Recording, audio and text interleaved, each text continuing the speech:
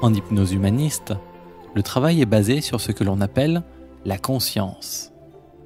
Oui, mais, pourriez-vous légitimement demander, la conscience existe-t-elle vraiment? Pour l'esprit logique, voire scientifique, et ouvert aux faits sans préjugés, oui, la conscience existe. Et il ne s'agit pas seulement d'une réponse de philosophe, mais d'une constatation d'évidence, basée sur des expériences et des éléments concrets et vérifiables. Les preuves abondent, depuis toujours d'ailleurs. Les anciens Grecs avaient découvert l'atome, et ils parlaient aussi de notre âme immortelle. Pensez-vous qu'ils avaient parfois raison, parfois tort? Bien sûr, notre compréhension moderne de cette âme immortelle a bien évolué, mais nous parlons toujours de la même chose. Des scientifiques, souvent de grande renommée, ainsi que de prestigieuses universités européennes, américaines ou russes, parfaitement accréditées, ont mené d'innombrables expériences scientifiques, très concrètes. Leurs conclusions mettent en exergue l'existence d'autre chose, en plus du monde matériel, de notre expérience consciente et des choses que nous autres psychologues appelons l'inconscient. Quelque chose qui permet d'expliquer nombre de phénomènes physiques et psychologiques autrement inexplicables si on ne tenait compte que du seul monde matériel et du hasard, de l'esprit conscient et de l'inconscient. Car on peut nier les faits, malgré leur multiplicité, mais au bout d'un certain nombre de coïncidences, il est moins rationnel de refuser que d'accepter l'évidence. Comme le disait Aldous Huxley, les faits ne cessent pas d'exister parce qu'on les ignore. Vous vous êtes déjà souvenu que vous aviez rêvé. Parfois on se rend compte que l'on rêve au moment même du rêve. Étant endormi, votre esprit conscient n'est pourtant plus en fonction. Quelqu'un pourrait vous frôler sans que vous ne vous en rendiez compte. Vous n'êtes plus ici. Vous êtes comme ailleurs. Mais qui est le vous dont je parle? Puisque votre esprit conscient, fait de l'ensemble de vos perceptions sensorielles, est débranché, endormi. Ainsi, vous rêvez.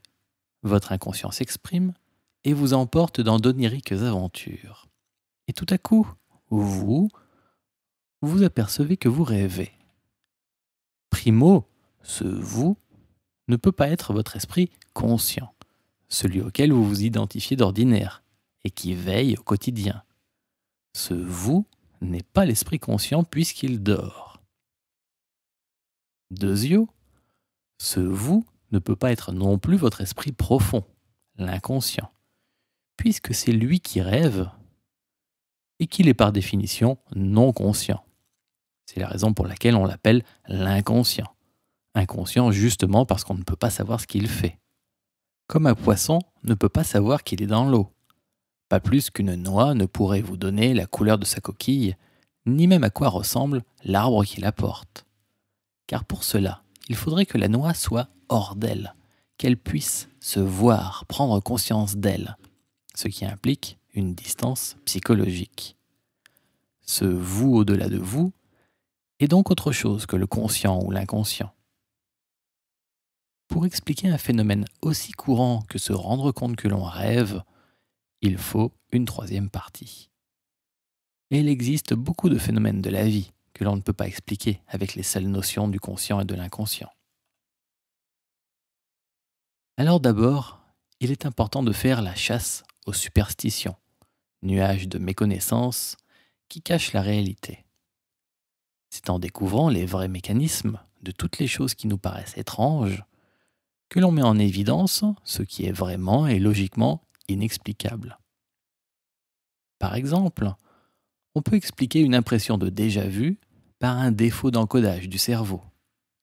Le cerveau ne fait pas une différence immédiate entre ce qui est vécu, remémoré, anticipé, etc. Donc, il produit une pensée, et celle-ci est aussitôt encodée. Présente, passé, futur, expérience à moi ou à quelqu'un d'autre, etc. Si le cerveau venait à se tromper, je ne pourrais pas savoir si ce que je vois ou pense est réel ou imaginaire, présent ou passé. Ça peut être ça, un défaut d'encodage, qui nous met dans l'erreur et nous fait croire que l'on a déjà vu une scène présente. Voilà une explication logique. Mais malheureusement pour les scientistes radicaux, tout ne peut s'expliquer par des moyens objectifs. Il est difficile d'expliquer logiquement comment une situation, par exemple, dont j'ai rêvé il y a 3 jours et que j'ai alors raconté le matin même à ma femme, vient de se réaliser maintenant. Alors qu'en plus, je n'y suis moi-même pas personnellement impliqué. Donc, pas de contact émotionnel inconscient possible avec les personnes concernées par ma supposée prémonition. Rien qui puisse expliquer rationnellement cette intuition anticipée. Voici l'histoire en quelques mots. Dans mon rêve, ou ma vision si vous voulez, comme un flash, il est arrivé une voiture que je ne connaissais pas et dont je ne pouvais deviner ni la marque ni la couleur. Je vois parfaitement l'endroit et ce souvenir est gravé dans ma mémoire très nettement. La voiture s'arrête et il en sort un homme que je ne connais pas et qui va vers un de mes amis. L'homme lui dit ensuite une phrase que je mémorise également. Il m'était évidemment bien impossible de deviner avec 3 jours d'avance de tels détails. Et pourtant, toute cette scène s'est déroulée telle que je viens de vous la décrire, témoin à l'appui. Alors, de tels récits sont légion, venant de personnes de tout niveau social et de toute culture, et depuis que l'être humain existe. Beaucoup de choses sont explicables, mais tout ne l'est pas. L'avancée de nos connaissances n'est pas en cause. C'est le cadre dans lequel fait rentrer ces explications, qui n'est pas encore vraiment accepté. Donc je ne vais pas vous faire une longue liste de phénomènes logiquement inexplicables. Comme le disait Sherlock Holmes, lorsque toutes les idées habituelles ne suffisent plus, les vraies réponses sont forcément dans ce qui nous paraissait auparavant illogique. Pour expliquer qu'une personne se retourne alors que je l'observe dans son dos, et cachée en plus afin de ne pas être vue, pour que je puisse deviner ce que fait un ami ou un parent au moment où il le fait, pour que je puisse rêver le même rêve que 2 autres de mes amis au même moment. Il faut que quelque chose en nous, que quelque chose ignore la séparation et la distance. Il faut que ce quelque chose soit comme omniprésent. Pour expliquer mon rêve prémonitoire, pour expliquer que je devine où je vais rencontrer par hasard un ami plusieurs heures à l'avance, pour éviter de justesse un obstacle dont aucun de mes sens n'aurait matériellement pu m'avertir. Il faut que quelque chose en moi puisse accéder au passé comme au futur, ne serait-ce que de quelques dixièmes de seconde en avance, et parfois jusqu'à plusieurs jours. Il faut que ce quelque chose ignore le temps, que ce quelque chose soit par-delà le temps. Pour expliquer le simple fait que nous soyons conscients, le fameux « je pense donc je suis », pour expliquer que nous puissions prendre conscience de nos rêves tout en dormant, pour expliquer qu'une personne cliniquement décédée, mais qui revient à elle, ait des souvenirs de ce qui s'est passé, même loin d'elle, durant la période où son cerveau ne fonctionnait plus. Pour expliquer pourquoi il y a quelque chose plutôt que rien. Pour expliquer que l'univers et la vie soient apparus contre toute probabilité. Pour expliquer l'apparition et la reproduction de toute forme de vie, là aussi contre toute probabilité. Le passage de l'ovule fécondé au bébé mature est un miracle, chaque fois renouvelé pourtant, chez toutes les espèces. Il faut que ce quelque chose, en toute chose, soit fondamental, constitutif à un point suprême. Il faut qu'il soit notre essence, notre nous le plus important, même quand il n'y a plus de nous conscient ou vivant, au sens physique ou médical. Notre esprit inconscient ignore le temps et les distances tout simplement car il loge dans des strates de notre cerveau qui ne sont pas pourvues des fonctions de détection et de calcul de l'espace et du temps. Ces 2 notions sont apprises durant l'enfance, elles ne sont pas innées. Mais notre inconscient ne peut voir à travers les murs, ni à distance, ni à reculons ou en avance dans le temps. Et surtout, par définition, il n'est pas conscient. Ce n'est donc pas lui le responsable de tous ces phénomènes. Notre petit esprit conscient, quant à lui, n'est fait que de nos perceptions. Conscient et inconscient n'expliquent pas tout. Une troisième partie est logiquement nécessaire. Une conscience supérieure, fondamentale, à la fois créatrice et issue de toute réalité et de toute vie, par-delà l'espace et le temps.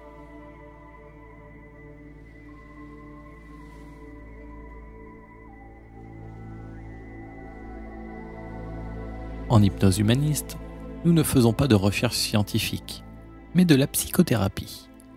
La recherche de la vérité scientifique, concrète, au sens matériel du terme, et les immanquables polémiques qui accompagnent cette recherche nous importent donc peu. Je vais aborder avec vous les choses d'un point de vue philosophique et psychologique, même lorsque je me servirai de données concrètes. D'ailleurs, on ne compte plus les scientifiques de très haut niveau devenus philosophes suite à leur découverte. Commençons donc par deux des principes à la base de la physique quantique. Principes démontrés de longue date par des expériences répétées depuis plusieurs dizaines d'années, et qui forment le substrat sur lequel reposent les recherches et la pratique des physiciens actuels. Vous comprendrez par vous-même que ces deux seuls points bien connus, concrets et indéniables mettent clairement en évidence l'existence d'un tissu caché à la base de toute réalité. Un tissu fait d'informations, et que j'appellerai la conscience. Ce champ universel n'a rien d'ésotérique, dans le sens où, en plus de vous permettre d'exister, de vivre et de penser, ainsi que tout l'univers autour de vous, il permet des technologies aussi courantes que les composants de votre ordinateur ou de votre chaîne Hi-Fi, le laser qui sert à enregistrer vos achats à la caisse de votre supermarché, et bien d'autres choses de votre vie quotidienne. Enfin, je passerai sur les détails souvent complexes qui m'ont permis d'arriver aux conclusions que je partage avec vous aujourd'hui. L'esprit logique aime les choses que l'on peut prouver, mais il bute parfois sur la lecture des explications concrètes. Merci donc à mes amis puristes scientifiques de bien vouloir excuser par avance certains de mes raccourcis pédagogiques. C'est parti. Alors, savez-vous ce que l'on nomme intrication quantique? C'est le principe d'inséparabilité, une propriété déterminante de la physique quantique. La physique quantique, c'est simplement la physique des très petites choses. Donc, comme son titre l'indique, l'inséparabilité montre que la notion de distance est une illusion générée par notre cerveau. En réalité, contrairement à ce que nos sens nous disent, rien n'est séparé, et rien ne l'a jamais été. Deux particules, issues forcément du même bain originel, communiquent donc ainsi toujours, agissant comme une seule et même particule non dissociée, et cela, quelle que soit la distance subjective qui les sépare. L'intrication quantique a été démontrée par le fameux effet EPR. EPR comme Einstein, Podolsky, Rosen.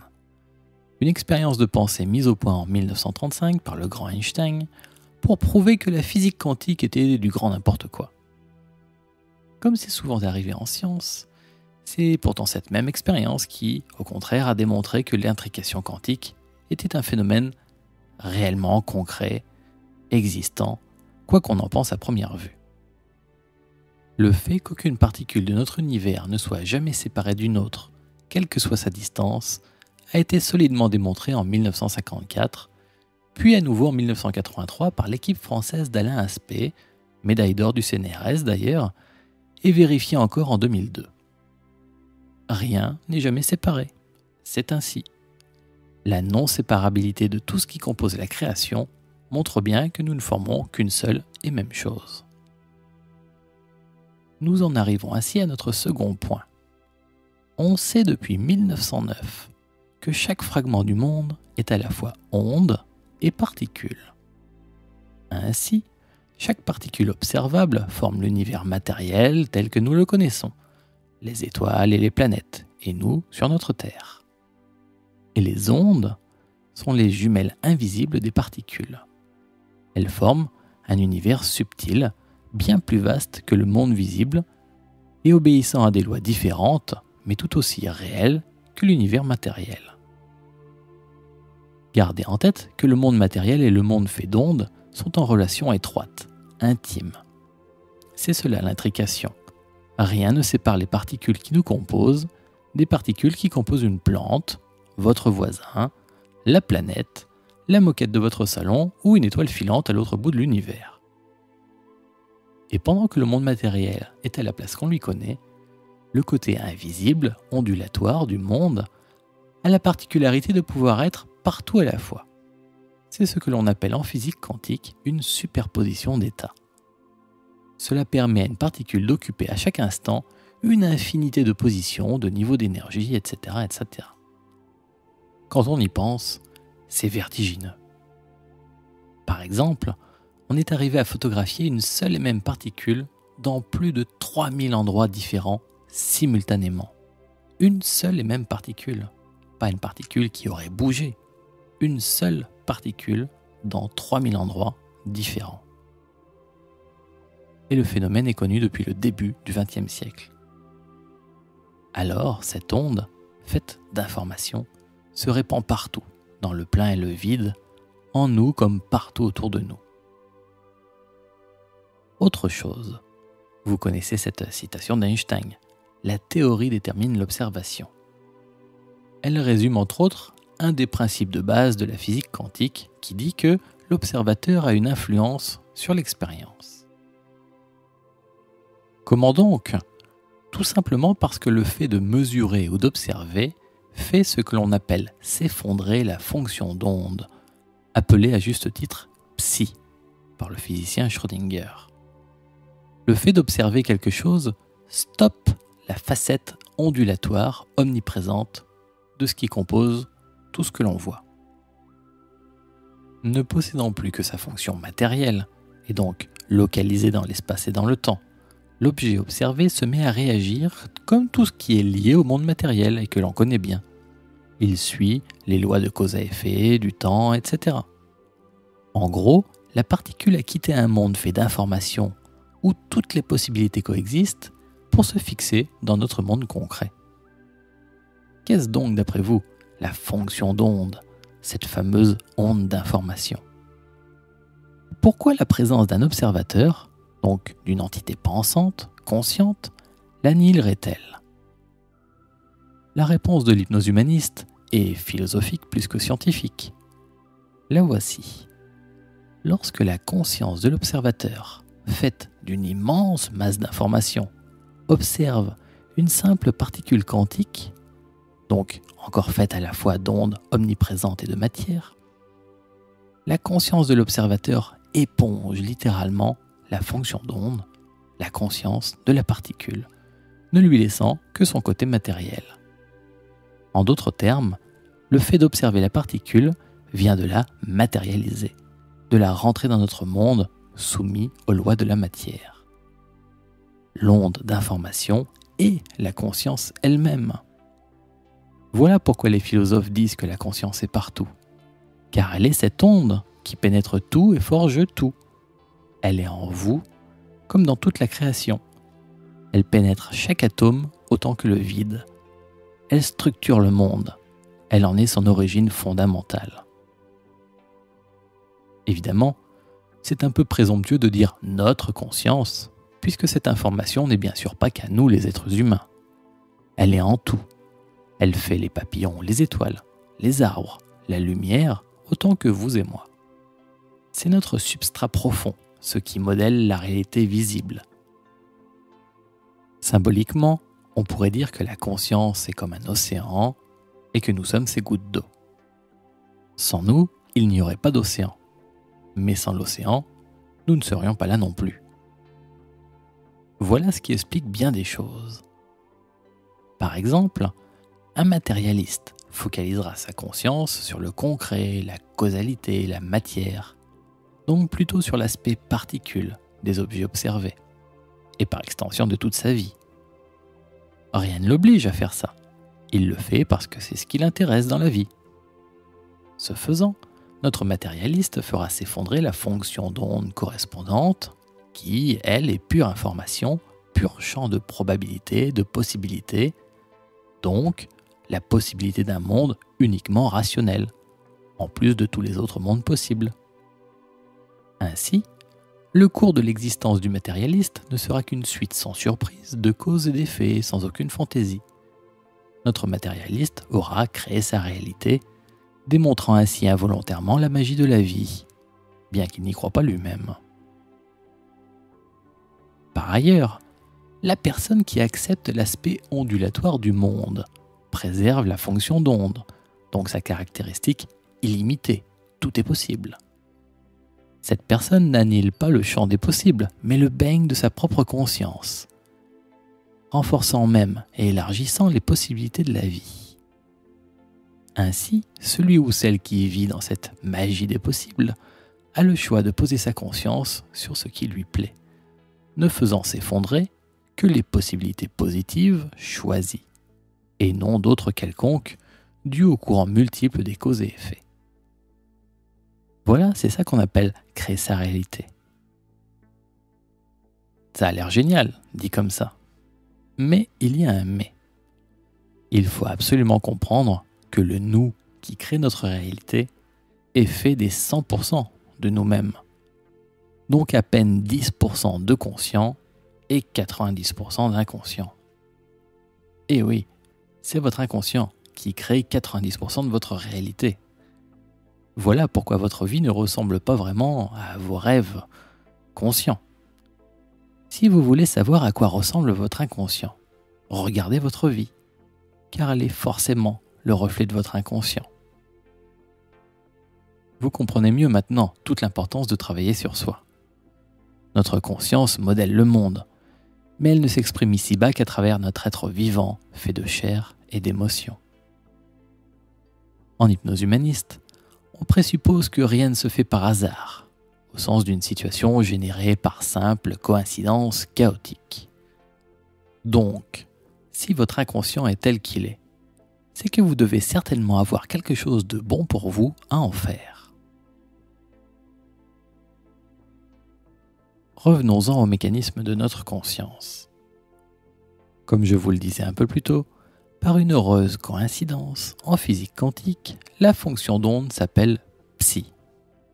Nous avons bien compris que cette onde d'information est ce que l'on appelle à notre niveau la conscience. Reste à savoir si l'impact de l'observateur sur l'expérience, tel qu'on le vérifie au niveau microscopique, supermicroscopique, existe aussi à notre niveau macroscopique. Il s'agirait de savoir si nos pensées peuvent réellement avoir un impact sur notre vie quotidienne, d'un point de vue plus que psychologique. Je ne sais pas si vous avez déjà vu ces photos de cristallisation d'eau, faites par le japonais Masaru Emoto. On y voit qu'une goutte d'eau à laquelle on envoie de belles pensées forme un joli cristal de glace, irisé et symétrique, alors que la goutte d'eau à laquelle on a envoyé de vilaines pensées est restée comme une bouillie informe. Pire que si on ne lui avait rien fait. C'est très surprenant, et ça peut faire aussi un peu peur, car vous savez que le corps d'un adulte est composé pour 66 à 70% d'eau. Un fœtus de 3 mois est même gorgé à 98% d'eau. Pour comparaison, le taux en eau d'une méduse est de 96%. Ensuite, avec l'âge, le pourcentage d'eau dans notre corps diminue, mais il restera toujours majoritaire. On est fait de plein d'eau. Et si vos pensées peuvent modifier l'eau, comme on le voit sur les photos de Masaru Emoto, il vaut sans doute mieux faire bien attention à nos pensées. Elles chargent et modifient la structure de notre corps. Il existe d'autres procédés qui montrent l'impact de la conscience sur le monde et sur notre corps. Les expériences ont montré depuis longtemps que nos émotions modifient notre ADN. Voyez pour ça les livres de psychobiologie. Le phénomène est déjà bien accepté par la médecine. On a même observé le phénomène à distance, avec des spermatozoïdes et un ovule, par exemple, pour une fécondation in vitro impossible. Puis de nouveau possible quand le couple arrête de se disputer chez eux. avec les mêmes prélèvements pourtant. Avant, ça ne fonctionnait pas, et tout à coup, ça se met à fonctionner. La seule différence, c'est avant, le couple s'engueule, ensuite ils sont réconciliés. Le biologiste russe Vladimir Poponin et son équipe a également démontré à plusieurs reprises en 1995 que l'ADN humain modifiait son environnement. En l'occurrence, les photons, la lumière, les photons qui s'approchent de l'ADN et qui se cristallisent différemment selon l'humeur de la personne chez qui on a fait le prélèvement d'ADN. Imaginez, cela veut dire que les photons qui vous entourent en ce moment forment des cristallisations invisibles dans l'air, différentes selon votre humeur, un peu comme les cristaux d'eau de Masaru Emoto. Le physicien russe a même montré que ces cristallisations des photons restaient en place même lorsque l'on retirait l'ADN, même si vous sortiez de la pièce. C'est le principe d'inséparabilité dont je vous parlais tout à l'heure, appliqué à nous, à notre organisme et à son environnement. Nous et les photons ne formons qu'une seule chose. Nous influençons toujours les bouts de nous, même séparés de nous. Et nous influençons ainsi tout ce qui nous entoure, très probablement pour la même raison. Nous ne faisons qu'un avec tout. Car tout est issu de la même graine, la particule infiniment petite d'énergie hyper concentrée à l'origine du Big Bang. À l'origine de l'univers, tout était concentré dans un point si petit qu'il en est inimaginable. Tout est issu de la même matière originelle. Il n'existe pas de vraie séparation entre le monde et nous. Comme disait Albert Einstein, toute séparation est une illusion de notre esprit. Alors que le climat de la Terre s'emballe, vous pensez que nous sommes les seuls concernés? Bien sûr que non. Le climat de Jupiter s'affole depuis la même période que sur Terre, avec des tempêtes records à plus de 700 km/h jamais observées. Jupiter a même été frappé récemment par une météorite géante. Même bouleversement sur Saturne et ses lunes, sur Mars et Vénus, et même autour du très lointain Pluton, où apparaissent des planétoïdes d'origine inconnue. Nous ne faisons qu'un avec le tout, depuis le début et pour toujours. Chacun de nos actes porte à conséquence pour nous et les autres, pour nous et tout le reste. Reste à vraiment prendre conscience de tout cela.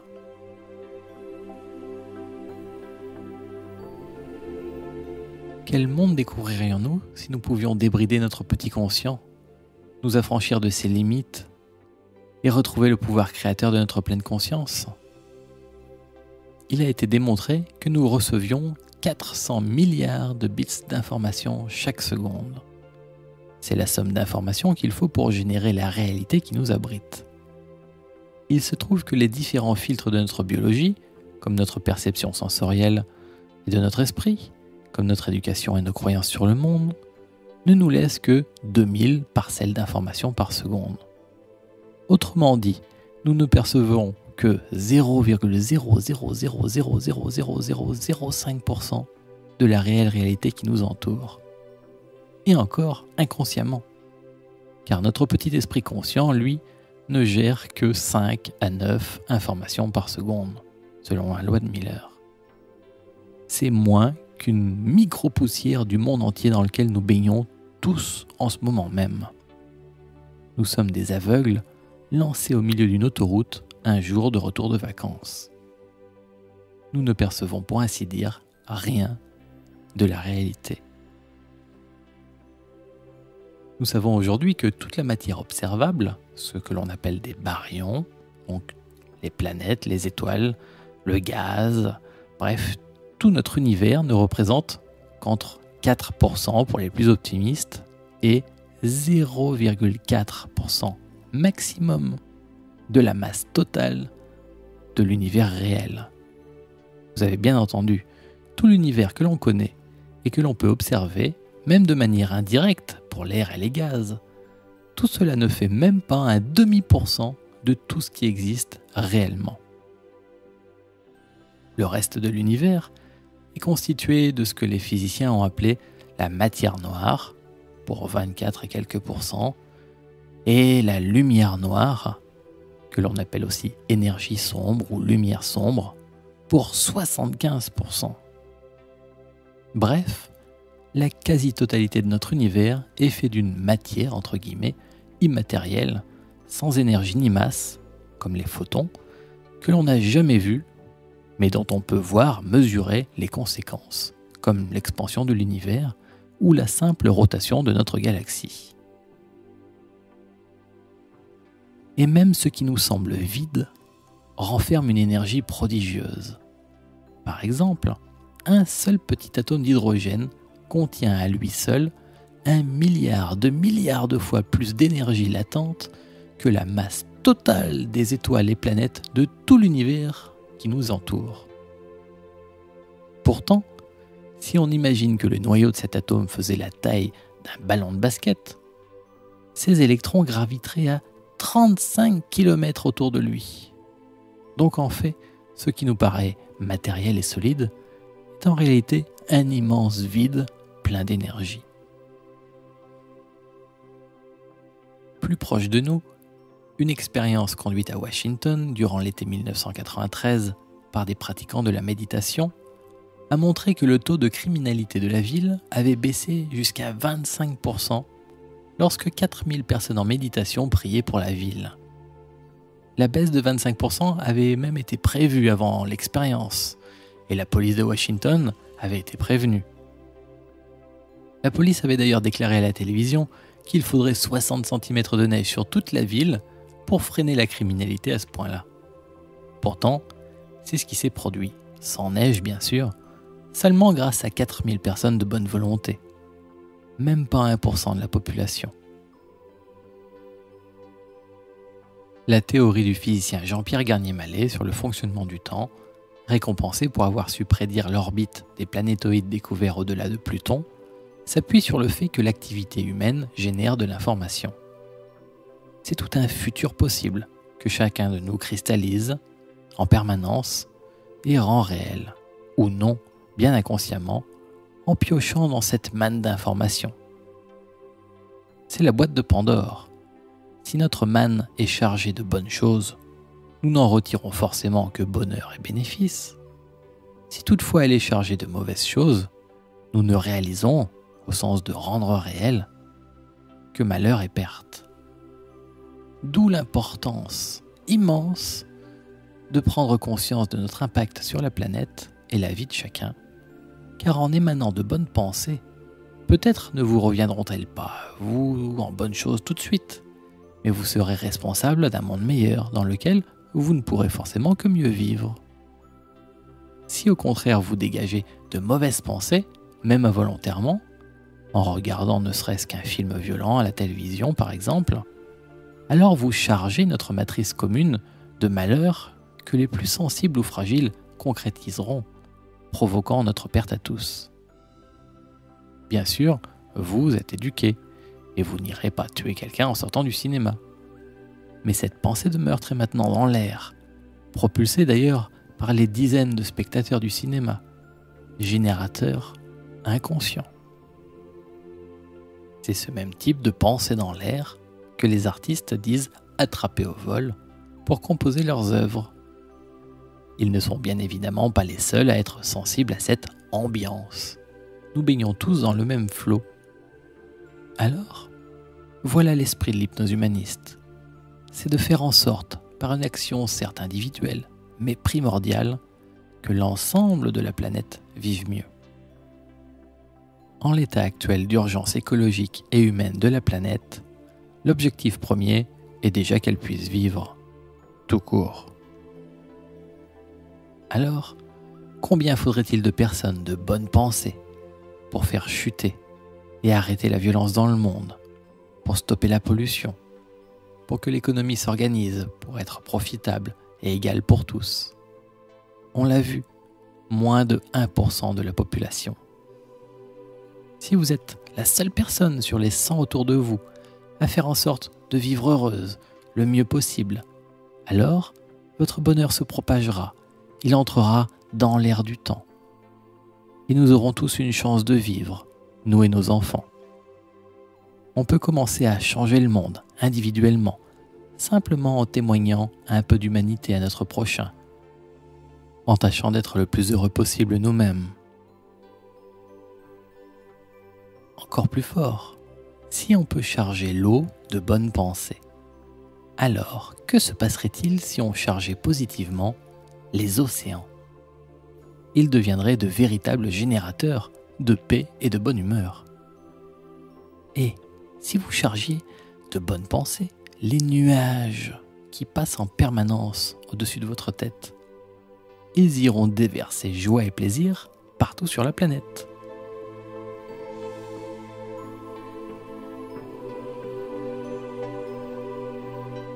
Que vous en soyez conscient ou non, par votre existence, vous influez sur la réalité. Des expériences montrent qu'un sujet quelconque, seul ou en groupe, peut modifier l'activité d'un générateur de nombres aléatoires, une machine. C'est déjà étonnant, car ces ordinateurs devraient produire des suites chaotiques de nombres, de manière immuable. Mais on s'est aperçu que même un petit animal pouvait influencer un robot, une machine aléatoire. Et on a aussi découvert que différents générateurs de nombres aléatoires, placés à plusieurs endroits sur la planète, voyaient leur activité dévier lorsque les pensées de l'humanité se concentraient, même pour un moment de focalisation aussi anodin que le début du film du soir à la télé. Bien sûr, les grands événements de l'actualité provoquent des réactions bien plus marquées. L'exemple du 11 septembre fut frappant. La Terre a frémi de l'horreur des hommes. Notre conscience collective agit sur la planète.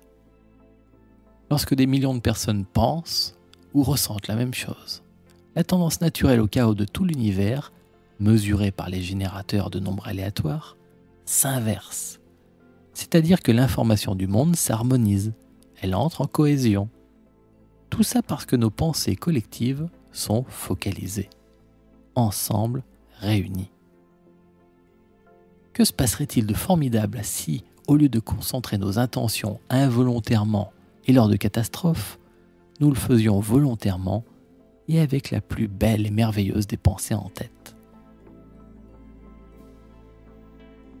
Nous sommes des créateurs en puissance. Chacun de nous crée sa réalité, à tout moment. C'est ainsi que le monde matériel existe.